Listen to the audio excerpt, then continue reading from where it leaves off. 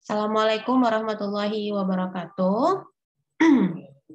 Baik, dalam pertemuan hari ini saya akan melanjutkan materi pada sesi psikologi klinis. Ya, untuk pertemuan hari ini saya akan fokus pada pengukuran dalam konteks psikologi klinis.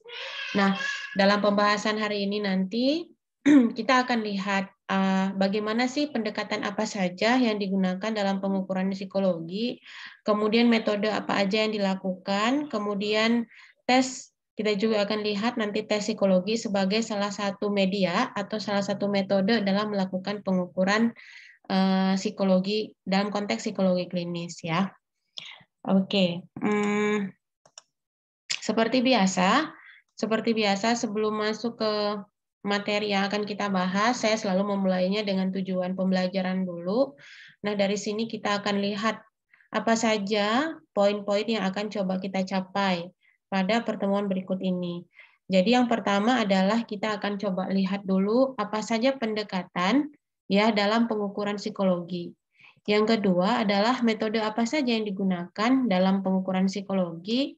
Kemudian kita coba juga akan singgung mengenai tes dalam psikologi serta apa saja sih kelebihan dan kelemahan ketika kita menggunakan tes psikologi sebagai metode dalam pengukuran gitu. Ya, jadi ini adalah tujuan pembelajaran atau poin-poin yang akan coba kita explore lebih jauh hari ini.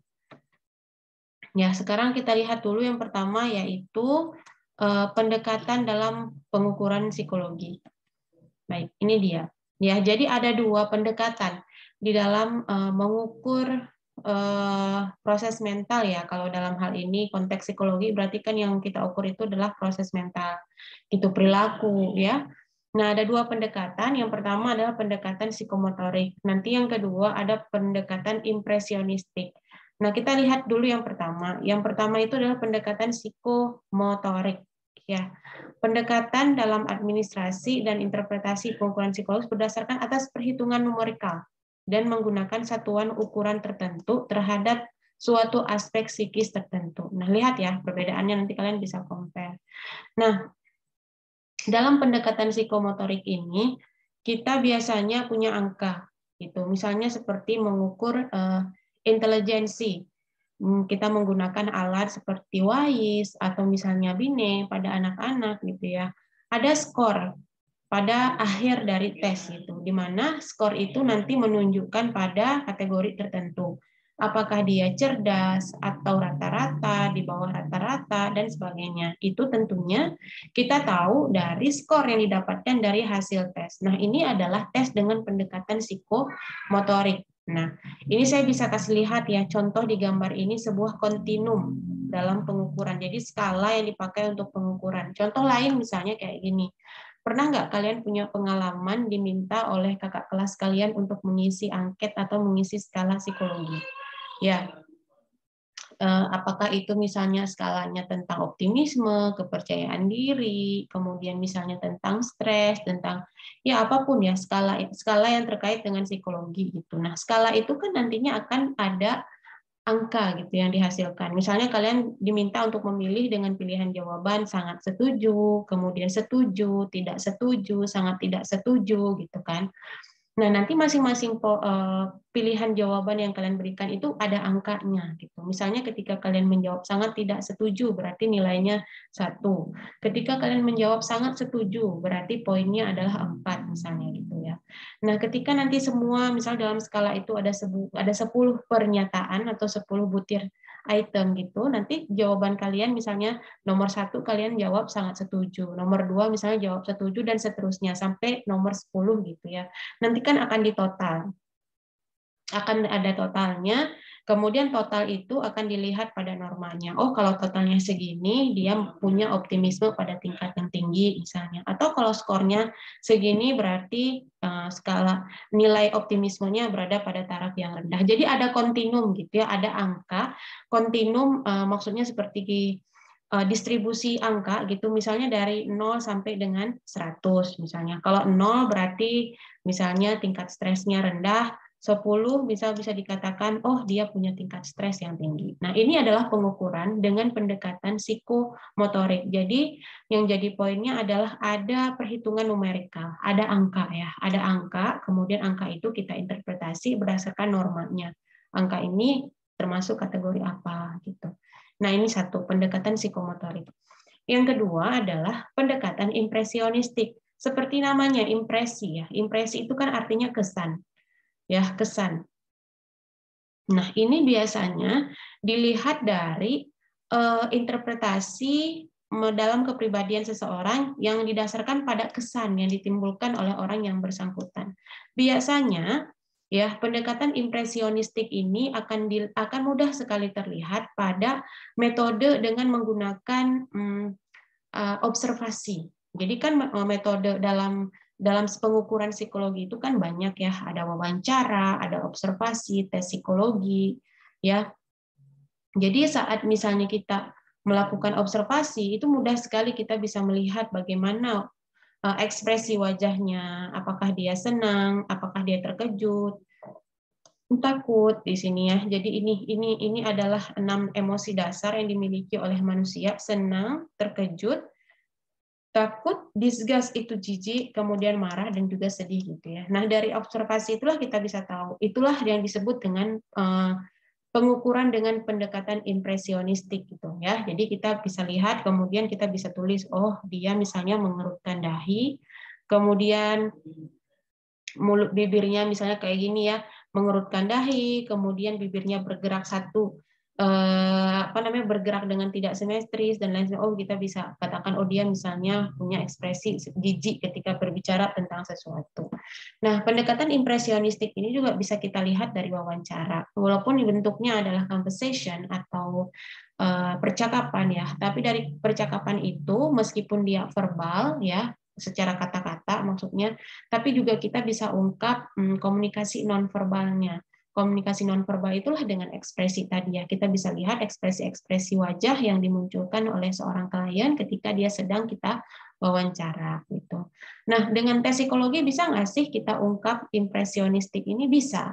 Bisa juga, tapi beda tesnya gitu ya. Beda jenis tesnya.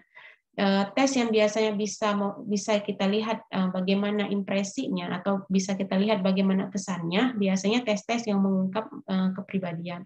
Contoh kayak tes ROSA, tes TAT, CAT, gimana seorang subjek itu diperlihatkan gambar, gitu ya, diperlihatkan gambar atau bercak tinta, kemudian dia diminta bercerita. Nah, dari situ kita bisa lihat juga bagaimana kesan atau ekspresi wajah yang ditampakkan oleh si klien. Jadi gitu ya. Jadi pengukuran dalam psikologi itu ada pendekatan psikomotorik, ada pendekatan impresionistik. Baik. Nah, ini kita akan coba singgung sedikit. Tadi saya sudah saat membahas mengenai pendekatan, sebenarnya saya sudah singgung sedikit tentang apa aja sih metode yang digunakan dalam pengukuran psikologi ya. Nah, oke, dalam konteks psikologi klinis ya, banyak sekali sebenarnya metode-metode yang bisa kita gunakan untuk mengungkap bagaimana pengalaman-pengalaman hidup yang dimiliki oleh klien gitu kan. Karena terkadang dengan wawancara atau observasi saja mungkin ada data yang kurang. Seperti saya sudah bahas di minggu lalu tentang asesmen dalam psikologi klinis ya. Tidak ada satu pendekatan yang benar. Artinya kita harus mengumpulkan data yang banyak supaya kemudian kita bisa mengambil kesimpulan untuk pembuatan keputusan. Sebelum nanti keputusan yang kita buat apakah rekomendasinya bagus atau tidak bagus untuk kita komunikasikan kepada user atau pengguna jasa kita gitu ya. Nah, jadi untuk membantu supaya hasil yang didapatkan dari pengukuran itu bisa optimal, artinya kita bisa mengungkap seluruh aspek gitu. Jadi banyak hal yang bisa kita lakukan gitu, banyak metode yang bisa kita gunakan. Salah satunya adalah yang pertama yaitu self report. Self report atau laporan diri. Nah, maksudnya seperti apa sih? Self report ini kita, namanya juga self ya, jadi kita melaporkan tentang diri kita sendiri. Contohnya seperti angket, yang sudah saya jelaskan tadi ya di pendekatan psikomotorik. Kalau kalian masih ingat, kita mau mengungkap optimisme, mau mengungkap stres, mau mengungkap misalnya depresi, kita berikan dia angket, kita berikan dia skala, kemudian dia akan memberikan rating atau memberikan angka sesuai dengan apa yang dia sedang alami. Ini maksudnya self report, artinya dia memberikan pengukuran terhadap dirinya sendiri. Oke, ini self report namanya. Jadi bentuknya juga bisa inventory ya. Inventory itu adalah laporan tentang kepribadian, misalnya diberi tes EPPS atau MMPI gitu ya. Kalau contoh di sini kalian bisa lihat marital rating scale gitu ya, skala tentang kepuasan pernikahan misalnya, dan ini khusus untuk istri. Nah, di sini kita bisa meminta kepada klien untuk merating ya, memberikan skor. Ini kan ada angkanya nih, ada skor. Ya, ini pendekatan psikomotorik.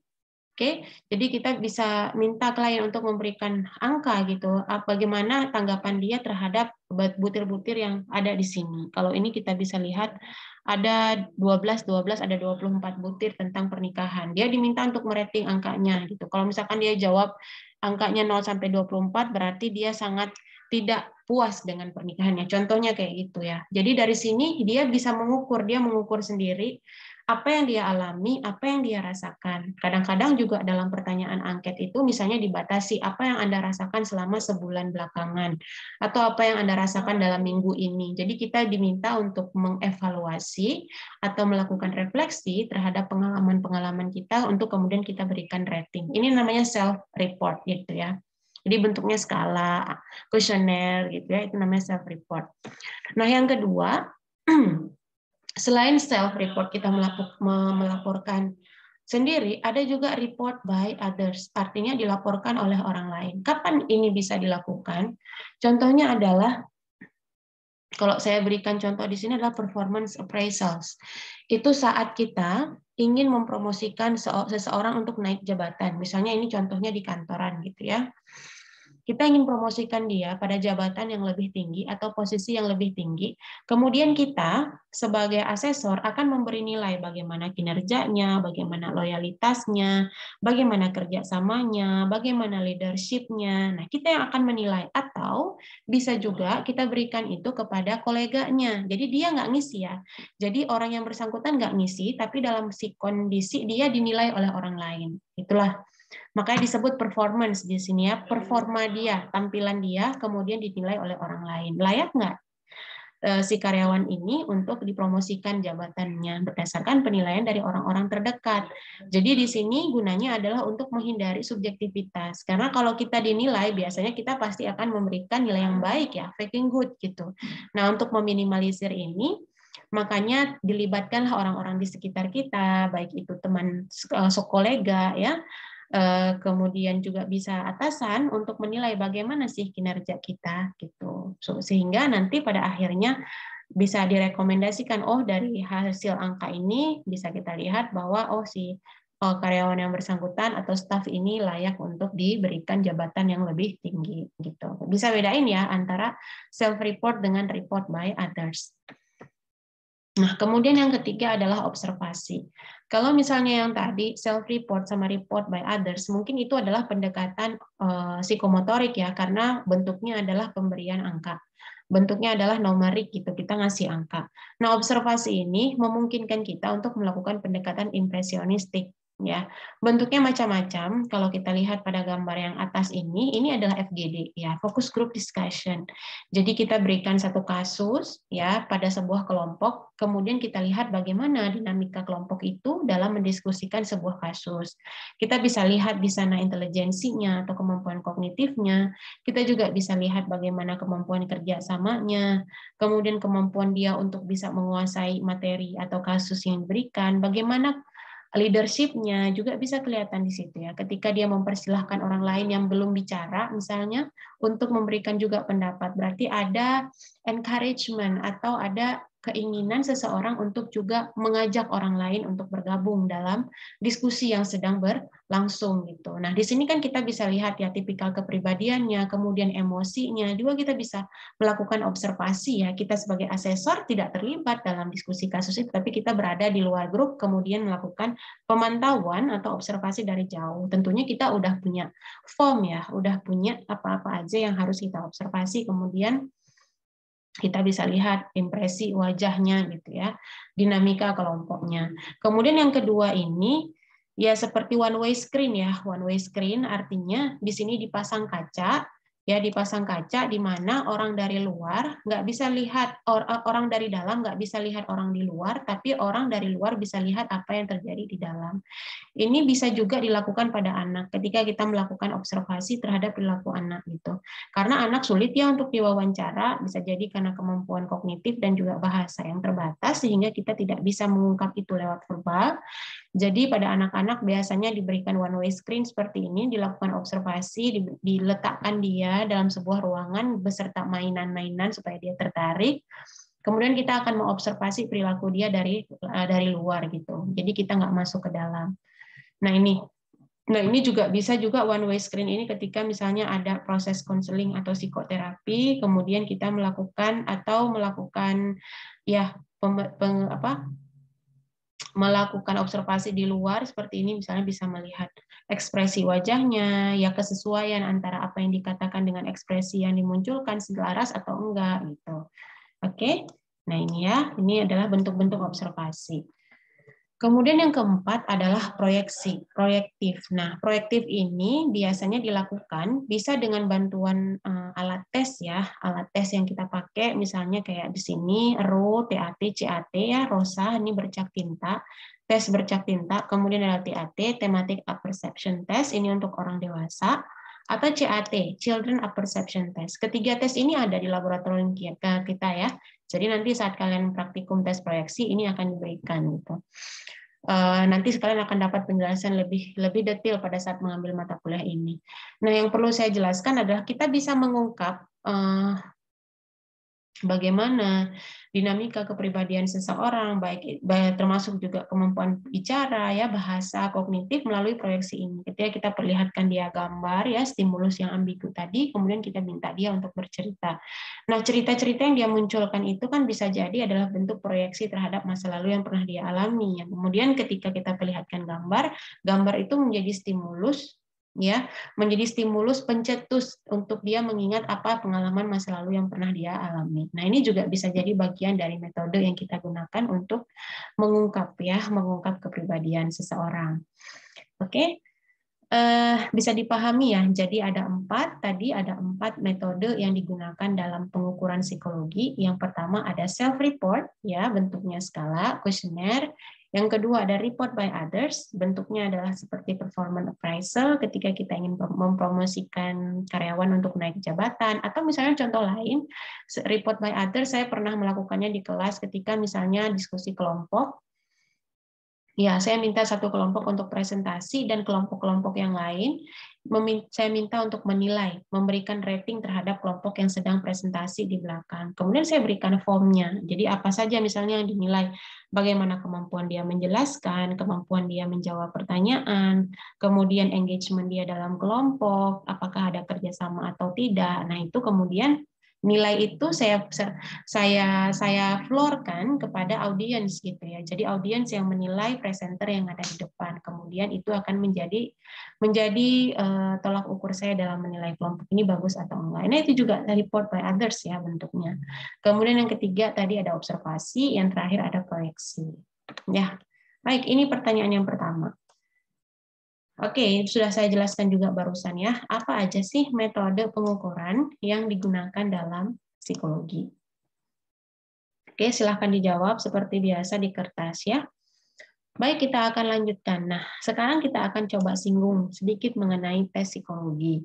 Ya, tes psikologi itu jenisnya banyak sekali ya, tergantung dimensi apa yang ingin diungkap dari seseorang. Apakah ingin mengungkap emosinya, ingin mengungkap kognitifnya, kemampuan intelijensinya, ingin mengungkap kepribadiannya, ingin mengungkap hubungan sosialnya atau apa gitu. Jadi tes psikologi itu banyak sekali dan kita tidak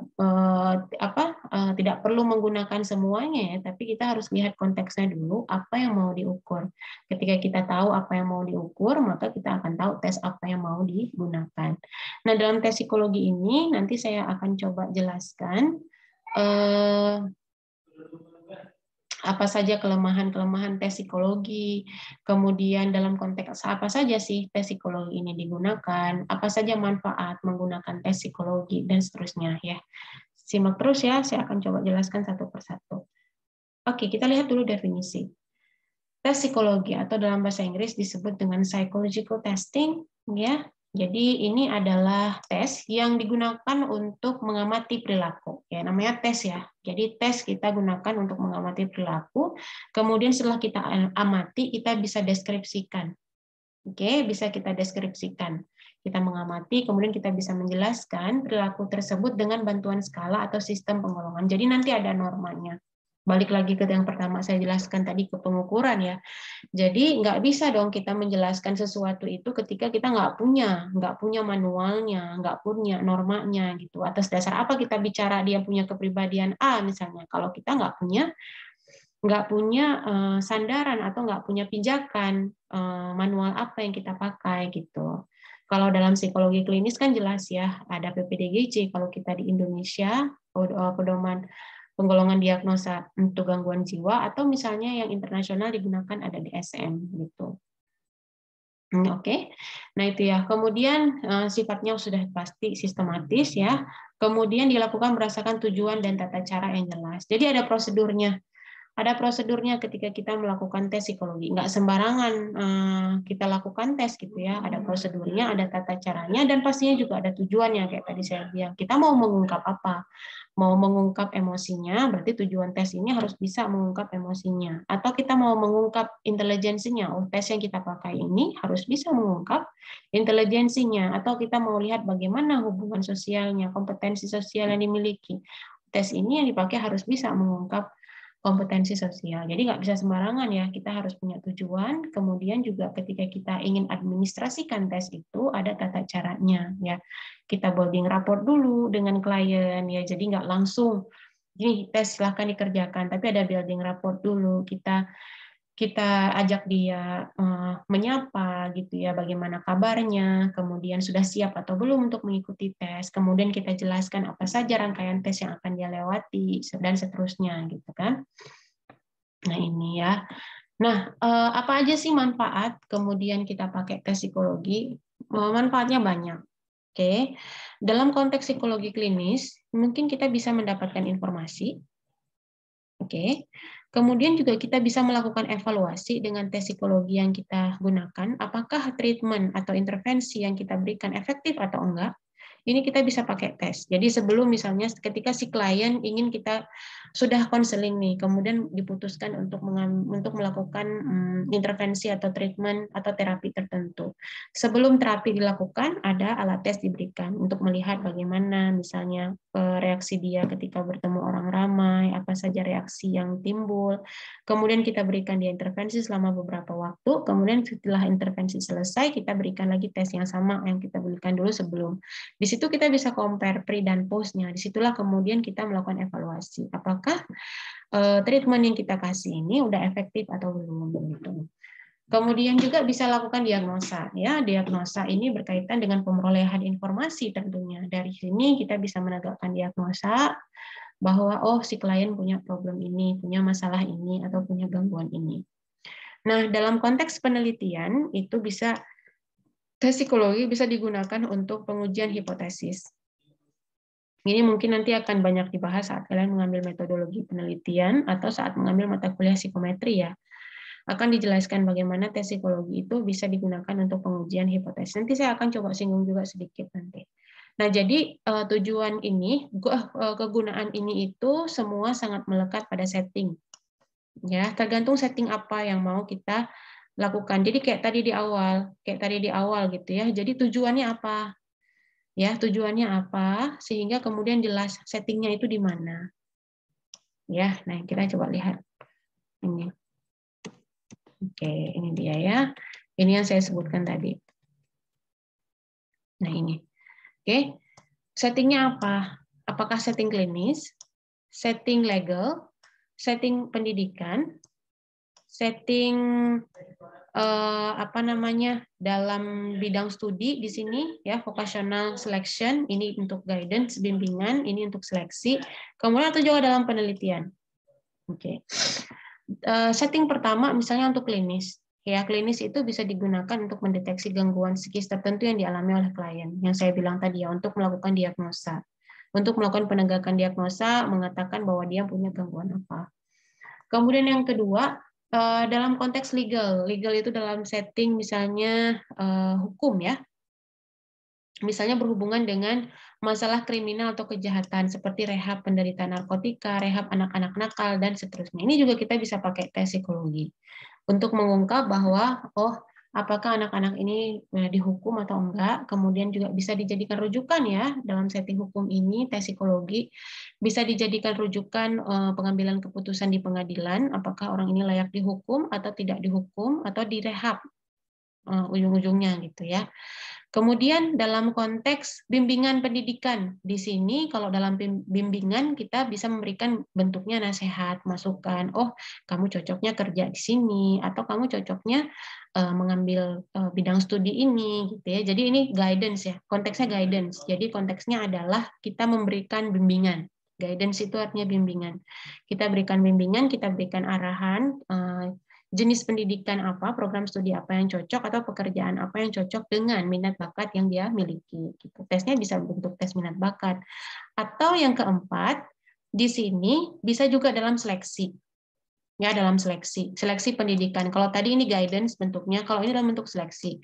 Misalnya ketika kalian tes masuk perguruan tinggi, atau tes misalnya contohnya kayak tes mau kuliah studi lanjut, misalnya S2 atau magister profesi, atau misalnya kuliah kedokteran spesialis, biasanya mereka menggunakan tes psikologi juga untuk menentukan apakah seseorang ini cocok atau enggak kuliah di bidang studi ini, gitu ya. Misalnya untuk kuliah untuk jadi seorang psikolog, misalnya dia kuliah di Mapro Psikologi, maka dia harus punya kemampuan empati, mempunyai emosi yang stabil dan lain sebagainya. Dan ini juga bisa diungkap. Kalau misalnya ketika dalam seleksi hasil tesnya menunjukkan individu ini nggak punya kemampuan itu, bisa jadi dia nggak lulus gitu di bidang studi tersebut.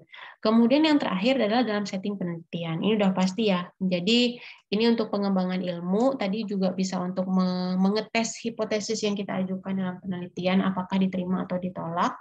Settingannya itu bisa kayak tadi, dikasih kuesioner, misalnya untuk mengungkap stres, misalnya mau meneliti hubungan stres dengan kemampuan resiliensi, misalnya semakin tinggi stres, kemampuan resiliensinya semakin tinggi atau semakin rendah. Gitu. Jadi kita ingin melihat hubungan antara dua variabel tadi, kita bisa gunakan juga alat tes, ya, tes psikologi. Bentuknya ya kuesioner, skala, angket kayak tadi.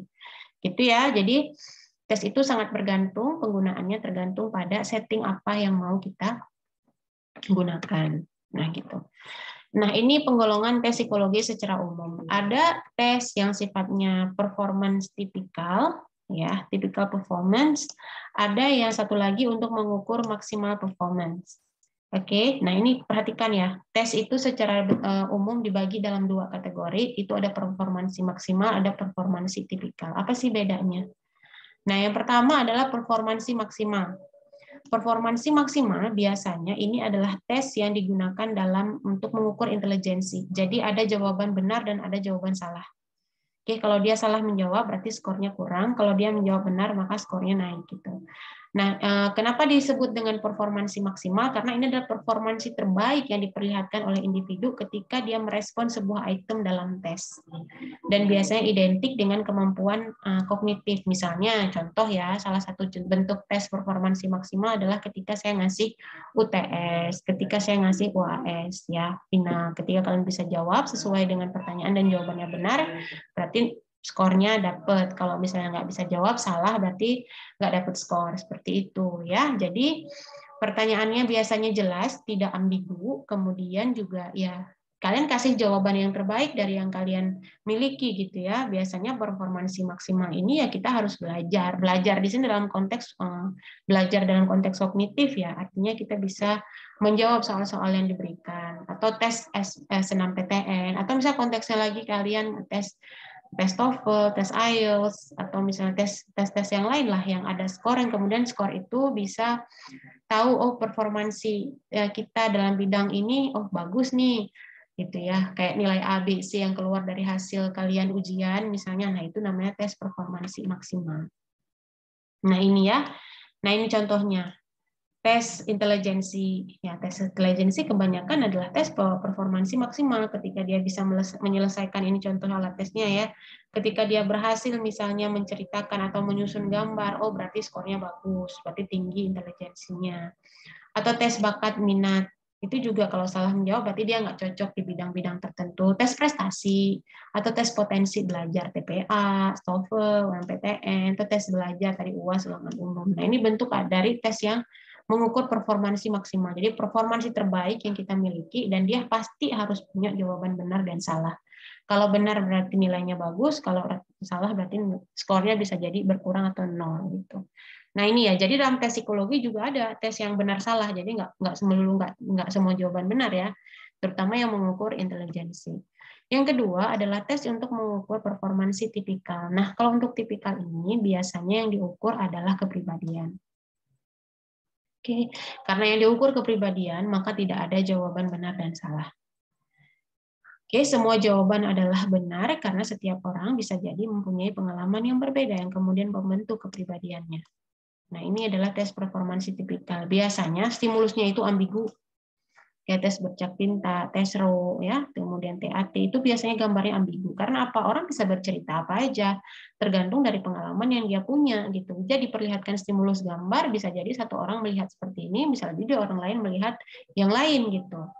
Ya, jadi tidak ada jawaban yang salah, semua jawaban benar, tapi tetap ada manualnya. Kalau dia menjawab seperti ini, indikasinya apa? Kalau dia jawab ini, indikasinya apa? Nah, itu nanti ada bukunya, ada manualnya yang bisa kalian pelajari. Nah, ini contohnya ya.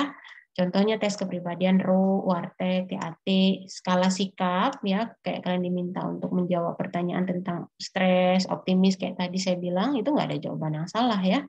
Kemudian inventory minat dan skala-skala psikologi. Contoh nih kayak diberikan gambar, kemudian klien diminta untuk memberikan untuk diminta untuk bercerita terhadap gambar ambigu yang diperlihatkan di depan dia. Ini adalah tes performansi tipikal. Paham ya? Jadi pertanyaan yang kedua, jelaskan apa definisi dari tes. Tadi saya sudah jelaskan di depan, apa definisi dari tes dan apa aja sih penggolongan tes dalam psikologi. Ya, ada dua tadi ya, penggolongan tes dalam psikologi. Silakan dijawab pertanyaannya dan silakan tulis di kertas. Kita lanjut ke bagian yang terakhir ini ya. Bagian yang terakhir tapi agak panjang sedikit. Di sini saya akan kupas apa saja manfaat dan juga apa saja sih keterbatasan menggunakan tes psikologi. Kita akan lihat manfaatnya dulu. Ya, apa yang kemudian kita dapat ketika setelah melakukan tes? Biasanya kita dapat informasi. Oke, informasi tentang apa? Ya, tentang perilakunya. Ya, ini konteksnya kalau misalkan tes kayak saya bilang tadi ya, performansi maksimal tes TOEFL, IELTS, kita dapat skornya. Informasinya apa ya? Skornya dapat. Ya, dari skor itu kemudian kita bisa menjelaskan. Oke, atau misalnya intelijensinya kita dapat skornya. Oh, skornya segini. Oh, maksudnya ini. Oh, kita dapat informasi skornya segini. Oh, dia punya intelijensi pada taraf rata-rata misalnya. Nah, itu. Jadi kita dapat informasi. Yang kedua bisa melakukan evaluasi. Ya, evaluasi contohnya adalah kayak tadi saya bilang, kita mengevaluasi treatment yang kita lakukan. Ketika kita melakukan konseling dengan klien, setelah berapa sesi, kemudian kita putuskan untuk melakukan treatment atau memberikan dia terapi misalnya. Nah, sebelum terapi dilakukan, kita bisa berikan form dulu nih. Form dulu, kita minta dia untuk melakukan self-report yang tadi ya. Self-report misalnya bagaimana kondisi hubungan dia dengan keluarga, kemampuan dia mengatasi stres dan bla bla bla ya, pertanyaan-pertanyaan itu. Kemudian udah dijawab, kita simpan, kemudian kita lakukan treatment atau kita lakukan terapi selama berapa sesi, misalnya 5 sesi, 6 sesi, udah selesai, ini udah selesai, udah terminate. Kemudian kita berikan lagi nih skala psikologi, skalanya sama soalnya dengan skala yang dulu dia isi sebelum treatment. Nanti dari hasil itu kita compare. Adakah yang naik? Oh, kemampuan dia menyelesaikan masalah yang tadinya misalnya kemampuannya 2, oh naik jadi 8 misalnya angkanya. Nah, di situ berarti kita bisa mengevaluasi, oh, treatment yang kita lakukan, terapi yang berlangsung ini adalah efektif untuk mengurangi atau menyembuhkan gangguan yang dialami oleh klien. Itu maksudnya evaluasi ya. Jadi yang pertama tadi untuk dapat informasi, yang kedua kita bisa lakukan evaluasi. Kemudian yang ketiga adalah dalam setting klinis, biasanya sekalian juga kita bisa melakukan diagnosa. Yang tadi berkaitan dengan informasi ya. Jadi ketika individu membutuhkan keterangan lebih lanjut tentang kondisi psikologisnya, biasanya di sini kita akan memutuskan untuk melakukan treatment apa gitu. Jadi ketika misalnya mau ada klien datang gitu ke klinik, kemudian dia konsultasi, dia ceritakan problem-problemnya apa, kemudian kita berikan tes, oh dari tes itu kemudian kita bisa mengungkap, oh dia punya masalah ini misalnya, atau oh nih anaknya mengalami masalah autis nih. Nah di situ kita bisa diagnosa, oh dia punya masalah autis. Ya, dengan gangguan autis itu kita udah diagnosa dia, akhirnya kita bisa putuskan, oh treatment apa sih yang cocok untuk diberikan. Nah gitu ya. Jadi sama kayak dokter juga, ketika kita datang kemudian dengan keluhan, kemudian ketika datang dengan keluhan dia meminta untuk cek laboratorium ya. Cek laboratorium itu kan bentuknya tes ya, kita melakukan pengetesan medis gitu. Kemudian hasilnya, oh Anda ini misalnya sekarang, oh dari hasil swab, oh hasilnya positif COVID. Nah, hasil diagnosanya adalah positif COVID. Akhirnya ada treatment yang dilakukan, oh minum obat atau isolasi dan seperti seterusnya. Psikologi juga kayak gitu, datang dengan keluhan, kemudian kita berikan tes psikologi untuk mengungkap problemnya apa, udah dapat hasilnya, kemudian oh untuk tindak lanjut nih, untuk follow up selanjutnya apa yang harus dilakukan, treatment apa nih kira-kira yang cocok untuk diberikan supaya gangguannya bisa teratasi, gitu ya. Kemudian ini dalam setting penelitian, kayak tadi saya jelaskan ya, tujuannya adalah untuk kita bisa menguji hipotesis apakah benar resiliensi dengan stres itu punya hubungan, ya. Punya hubungan ya kita kalau mau tahu ada hubungannya kita lakukan penelitian itu kita kasih angket, kita kasih tes psikologi yang bentuknya adalah skala-skala sikap. Nah, ini ya, jadi beberapa manfaat kita bisa dari kita menggunakan tes psikologi, kita bisa dapat informasi, kita bisa lakukan evaluasi, kemudian kita bisa mendapatkan diagnosa, dan juga dalam setting penelitian kita bisa melakukan pengujian hipotesis. Gitu. Nah, berikutnya yang terakhir, ya, meskipun terdapat banyak sekali kelebihan dalam penggunaan tes psikologi, tapi ternyata ada juga loh keterbatasan yang kita dapat ketika kita melakukan tes psikologi. Untuk itulah biasanya supaya keterbatasan ini bisa diminimalisir, biasanya nggak mungkin dihilangkan ya, karena yang kita teliti itu adalah manusia, variabel psikologi yang sifatnya sangat dinamis. Jadi banyak sekali variabel yang mempengaruhi, jadi nggak mungkin kekurangan-kekurangan ini bisa kita nihilkan gitu. Tetap ada kekurangan-kekurangan atau keterbatasan itu, tapi kalau bisa di tingkat yang minimal gitu ya, di tingkat yang minimal. Nah, apa aja sih keterbatasan dari tes psikologi? Yang pertama ini dia. Oke, sebentar. Coba pindah. Oke. Ini, nggak ada satu alat ukur yang benar. Nggak ada tunggal pendekatannya. Jadi ketika kita mau mengungkap kepribadian seseorang, nggak cukup pakai MMPI, oh nggak cukup hanya pakai EPPS, kita pakai RU, kita pakai TAT misalnya. Jadi nggak ada satu alat ukur yang betul-betul bisa mengukur semua hal gitu, yang mengukur semua dimensi kepribadian dengan cara yang komprehensif dan holistik, nggak ada gitu ya. Jadi makanya sama seperti teori juga, tidak ada satu pendekatan, tidak ada satu teori yang benar. Tergantung pada aspek mana yang mau kita lihat, apakah psikoanalisa, behavior, kognitif, dan seterusnya. Ini juga kayak gitu. Jadi nggak ada alat tes yang sempurna, ya nggak ada yang bisa digunakan secara universal gitu. Bisa hanya alat tes ini hanya untuk mengungkap emosi, alat tes ini hanya untuk mengungkap intelijensi, hanya mengungkap misalnya mengungkap kemampuan sosial. Untuk itu makanya ketika kita melakukan tes psikologi, biasanya yang dikasih itu tesnya banyak, serangkaian alat tes, karena memang nggak ada satu tes yang bisa mengukur semuanya. Nah, itu kelemahannya. Oke, itu yang pertama. Yang kedua, dalam konteks penelitian, nih, contohnya kita pakai tes psikologi, Kita kan nggak mungkin, misalnya kita mau lihat bagaimana hubungan antara stres dengan resiliensi yang tadi ya. Saya mau lihat misalnya pada remaja, kan nggak mungkin seluruh remaja yang ada di dunia ini saya teliti. Kan impossible, selain nggak mampu secara fisik juga nggak mampu secara finansial. Bagaimana kita menjangkau seluruh remaja yang ada di dunia ini? Itu pasti kan nggak mungkin. Untuk itu makanya ada sampel. Oh, kita hanya ambil remaja di lokasi tertentu saja. Nah, ketika kita ngambil sampel seperti ini, bisa jadi akhirnya terbatas kan, akhirnya nggak sama mungkin antara remaja yang tinggal di Aceh dengan remaja yang tinggal di pulau yang lain, atau remaja yang tinggal di dalam negeri beda sama remaja yang tinggal di luar negeri. Ya, itu kan akan beda. Akhirnya ini jadi keterbatasan ya, keterbatasan karena kita nggak bisa melakukan generalisir juga ke seluruh remaja yang ada di dunia gitu. Makanya itu hanya disebut dengan sampel. Jadi hanya sampel perilakunya aja yang bisa kita ukur, nggak bisa keseluruhan gitu ya. Ini kalau kekurangan yang kedua. Terus kekurangan yang ketiga adalah seringkali error. Seringkali terjadi kesalahan. Ya, kesalahan-kesalahan ya karena yang mau kita ukur ini kan nggak sama ya, kayak kita melihat sesuatu di laboratorium, kita dibawa ke mikroskop. Ya nggak mungkin seperti itu, karena yang kita lihat ini adalah perilaku manusia yang dia sangat dinamis, bisa jadi berubah dan banyak dipengaruhi oleh variabel-variabel lain di luar. Bisa jadi terjadinya error. Salah nih kita mengukur, apakah salah? Sumber salahnya ya, nih ya saya jelaskan, ada beberapa sumber salah. Bisa jadi sampling kita salah. Kita misalnya mau menyeleksi tentang mau menilai apakah siswa atau kelas di kelas lah ya, apa saya mau lihat nih bagaimana tingkat stres yang dialami oleh mahasiswa. Nah, ini saya mau lihat tingkat stres yang dialami oleh mahasiswa. Saya mau neliti di UIN Araniri.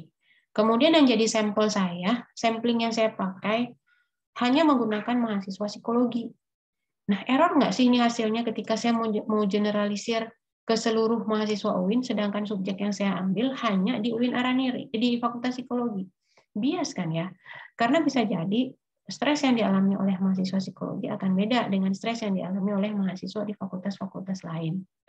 Nah, bisa jadi teknik sampling yang kita pakai itu keliru, akhirnya nggak mengukur seluruh aspek yang mau kita lihat. Atau misalnya kalau kita ya kayak kesalahan dalam menggunakan alat tes. Kita mau ukur misalnya intelijensi. Ini tak udah tahu anak-anak, tapi misalnya alat tes yang kita pakai misalnya alat tes orang dewasa, ya itu jelas nggak cocok ya, nggak mengungkap gitu, karena norma pada anak-anak dengan norma pada orang dewasa manualnya kan beda, skornya beda gitu. Nah ini contohnya. Error apa lagi? Error dari alat ukurnya sendiri. Bisa jadi ini alat ukurnya udah dibuat lama, skala itu udah skala yang lama. Kayak tes kepribadian, tes Rowe. Udah berapa tahun tes itu bertahan gitu? Apakah cocok? Apakah relevan untuk diterapkan sekarang gitu ya? Atau misalnya tes yang lain, tes yang sudah bertahun-tahun lah, berpuluh-puluh tahun gitu, nggak pernah direvisi, nggak pernah ditinjau kembali gitu, apakah isinya relevan dengan konteks yang sekarang atau enggak. Nah ini juga bisa jadi nggak sesuai gitu ya dengan hasil dengan yang mau kita ungkap. Misalnya dikasih tes Rowe, nah subjeknya bingung nih, ini gambar apa sih gitu ya, mungkin bisa jadi membingungkan untuk subjek karena mungkin nggak sesuai antara yang sekarang dengan yang dulu ketika tes itu dibuat. Jadi errornya bisa jadi dari sampling yang kita pakai atau error dari alat ukurnya sendiri. Atau error saat kita melakukan pengambilan data. Ketika kita melakukan building rapport saat memberikan tes psikologi kepada klien, mungkin kita menjelaskannya secara berbelit-belit. Jadi kliennya nggak paham ini sebenarnya apa sih yang harus dikerjakan, gitu ya. Atau misalnya tesnya terlalu banyak, ini serangkaian tes banyak sekali, ini apa dulu yang mau dikerjain. Nah ini bisa jadi ya. Bisa jadi saat building rapportnya itu building rapportnya nggak pas, atau misalnya keterampilan dari tester, keterampilan dari kita saat memberikan penjelasan mengenai tes tadi kurang mahir atau kurang jam terbang, atau misalnya ketika pengecekan pengumpulan data ada jawaban yang kosong, yang kelewat, misalnya pertanyaannya banyak sampai 50 item, terus ada yang keskip nggak sengaja gitu, kelewat sama testing, nggak kejawab semua sama klien. Atau waktu, apakah waktu yang tepat kita mengambil tes, atau mungkin sebelum tes ini berlangsung dia mungkin lelah, capek, dan lain sebagainya, sehingga bisa jadi dia nggak serius saat mengerjakan tes. Atau setting tempatnya terlalu panas misalnya ruangannya, atau terlalu bising, akhirnya dia ngerjainnya juga asal-asalan gitu. Ya, ini juga bisa mengakibatkan terjadinya error. Kemudian juga saat kita ngolah data. Jadi saat tes sudah diperoleh, ketika seorang psikolog sudah mendapatkan hasil nih dari tes-tes psikologi yang diberikan, serangkaian tes-tesnya banyak, kemudian dia akan pindahkan itu ke dalam template, gitu, dia bikin laporan. Benar nggak dia operasionalkan semua data-data itu? Bagaimana dia entry? Bagaimana proses scoring yang dia lakukan? Benar atau enggak? Bisa nggak sih menyebabkan kesalahan dia membaca angka, salah baca mungkin dianya, atau keliru melihat tabel, atau kalau misalnya dalam konteks penelitian, apakah dia ngentri datanya salah sehingga ketika dia copy paste ke Excel dari copy paste Excel ke SPSS bisa jadi salah pakai rumus di SPSS gitu misalnya, ini dalam konteks penelitian gitu ya. Dalam konteks klinis misalnya kayak tadi mungkin bisa jadi salah scoring atau salah baca norma gitu ya, salah baca ini harusnya angkanya ada di sini, dia bacanya di tabel yang sebelahnya misalnya gitu. Jadi error itu banyak sekali, bisa jadi errornya dari kita sebagai asesor, atau error dari alat tesnya sendiri, misalnya konteksnya kurang relevan lagi, atau bias, atau errornya juga dari kliennya bisa jadi, atau dari setting ruangan seperti tadi saya bilang terlalu ramai, penuh, panas gitu. Jadi mengurangi performansi kita saat mengerjakan. Nah, ini berikutnya kelemahan yang lain adalah terkadang ada pengukuran yang nggak bisa didefinisikan dengan baik. Contoh misalnya kita dapat kalian ngisi skala gitu ya. Di sini contohnya skala psikologi. Kalian udah isi, kemudian di skor nih, nilai kalian 90. Terus maksud skor 90 ini kayak apa? Apa bedanya skor 90 sama 91? Apa bedanya 91 sama 93 misalnya? Nah, angka itu menunjukkan peningkatan. Apakah kemudian kecenderungan dia melakukan agresivitas juga meningkat?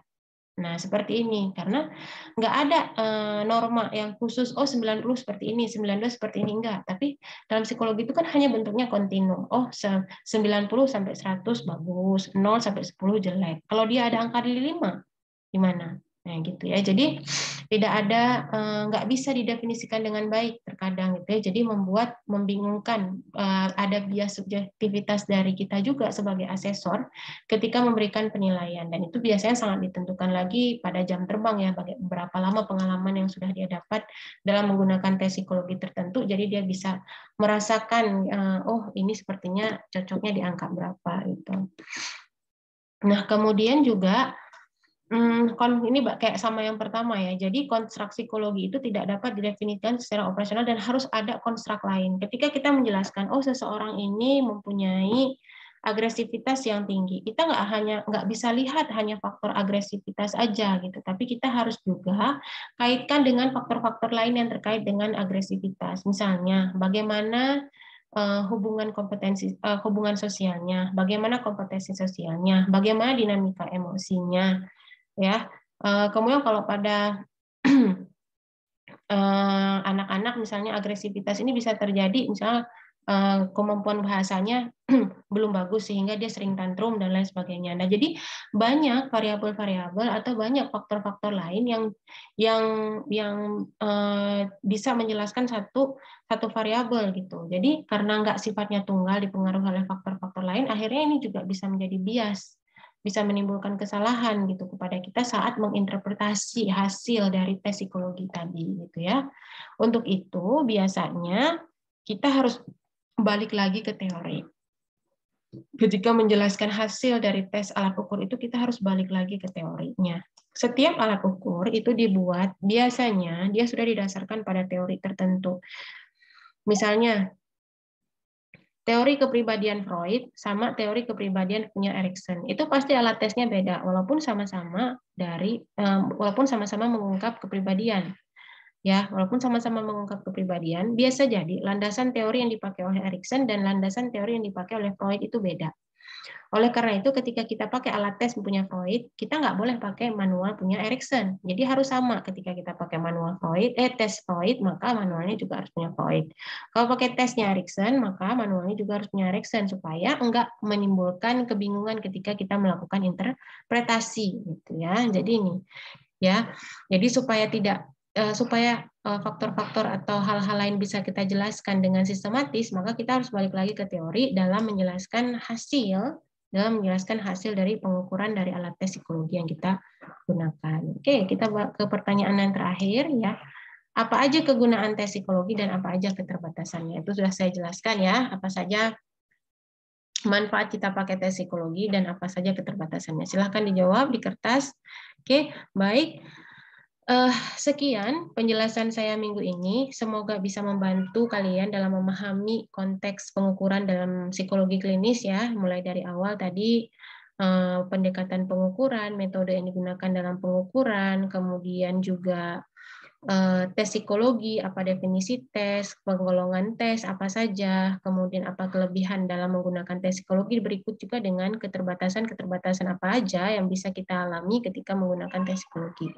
Semoga bisa membantu ya dan bisa membuat kalian lebih paham tentang materi hari ini. Terima kasih banyak untuk perhatiannya. Saya tutup. Wassalamualaikum warahmatullahi wabarakatuh.